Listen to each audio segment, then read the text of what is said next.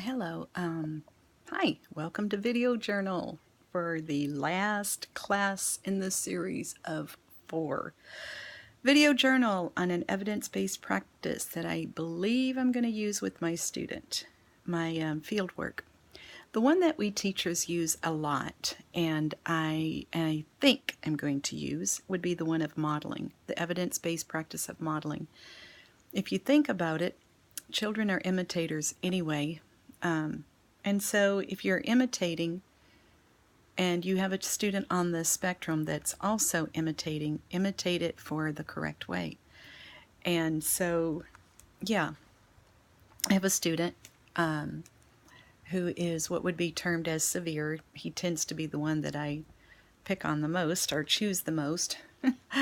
I chose him for my functional behavior assessment final in a former class, and I did a lot of data reporting and recording and data observation on this fella.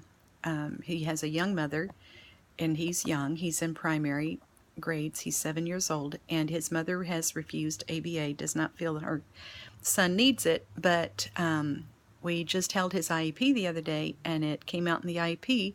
She didn't want our school's OT to test him. She wanted another person to do it. Well, it just so happened that our school's OT was out on medical leave for a short time, and so someone else did test him, and it was someone assessing him that was a complete stranger to him and someone that didn't know him the past 2 years, as we on the team have. And this woman in the IEP clearly stated the scores that she was able to glean and the age equivalent of his communication and his scores, which were very, very low. 18 months, 36 months, 48 months. And then she made the recommendation that he not receive services until his behavior is in check. And her point was, when you set goals for a student, it's with the understanding that you can work towards those goals and there will be progress in those goals, thus the progress reports. With this particular situation, the OT lady said that until the behavior is manageable, this little fellow will not progress in his goals. And she's recommending the ABA be put in place and some of that behavior become managed, because the OT room was overstimulating for him. And the reason why I'm going all into that is because the mother needed to hear a different voice. But once she told us, if I am agitated or frustrated, I noticed his behavior is even more pronounced. His behavior is even more erratic. Modeling. So I listened to the speech and language teacher with this particular young man, and she was teaching him complete sentences. And because he has the echolalic anyway, tendency of speech, and so she was utilizing that, and he would repeat, want gummy bears, and she would say, I want gummy bears, please. And he repeated her, modeling, I want gummy bears, please. Of course, he was going to get the reward of the gummy bears. So modeling is probably the one that I will choose. And I have 2 victims, 2 suspects that I can choose from. One lady is super, super sweet. She is a kindergartner. He's very high functioning, but he does have some of the social lack of, I guess, social skills. His best help is that he has an older cousin and a younger cousin. And things, for example, as going down the slide. He doesn't want to go down the slide. He is afraid to go down the slide. He's tearful about going down the slide. He's 5 years old, on the spectrum. But his cousins are so kind. I think the one is 6 and the other one is like 4.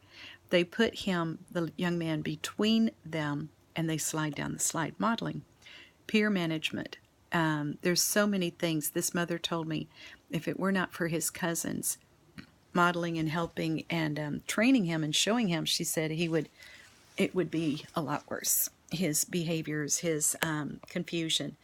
So that's, I don't know, I just think that's really cool. So modeling would probably be my evidence-based practice that I would choose to use for my field work.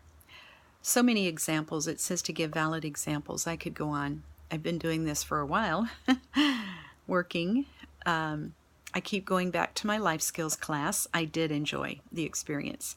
There was one student that was, actually there were two that were quite a handful. Their behavior, and they had no ABA. They just absolutely had no ABA. One little boy English was his second language. His whole family spoke Spanish. And he was in my class without an interpreter, and he was on the spectrum, and he was very severe in his behavior. The other one was also severe. I have to tell a funny story. We'll call him H. Student H had to go to the bathroom, and we had a kindergarten room because it had a toilet for our students, life skills kids. They were not wheelchair bound, they were ambulatory. There was a life skills 1 and a life skills 2, and I had the ones that were already potty trained and were ambulatory, okay, and that didn't have to be spoon fed. Anyhow, so this gentleman had to go to the bathroom. He was very tall for his age, 6 years old, very strong and wiry. I used to say I wrestle alligators for a living when people would ask, because literally, if I told him no, it was a fight. I learned all about the CPI, nonviolent restraint hold, and we tangled nearabouts every day, depending on if he had his medication that day, if he didn't, changed his meds, mom lost his meds, had to bring his meds. I mean, it was just crazy. It was insane. But this little fella had to go to the bathroom. Well, what I didn't see was he took an empty ice cream bucket with him that we kept the blocks in. So he emptied the whole hand soap dispenser into the bucket and was running water. And when we finally said, okay, he's been in there long enough, opened the door, soap bubbles were going everywhere. In the sink, in the bucket, on the floor. Yeah, he was having a grand old time. And his innocence, his sweet little self, turned around and said, "Bubbles, bubbles." Modeling for him. Oh my goodness, he was something else. But modeling is the one that I would choose. What is okay, what is appropriate, what isn't appropriate, and probably modeling tied in with speech and language and social skills. That's probably the target that I'll choose, because I really got into that Powtoon social skills thing. Not only did I enjoy making mine, I'm a little frustrated with the technical part, but I had a wonderful helper that just dived right in there with me, and we got her done. But I enjoyed watching the other team, the other classmates' Powtoons. I wish it were legal that we could have their link, everybody's link, and use those in school.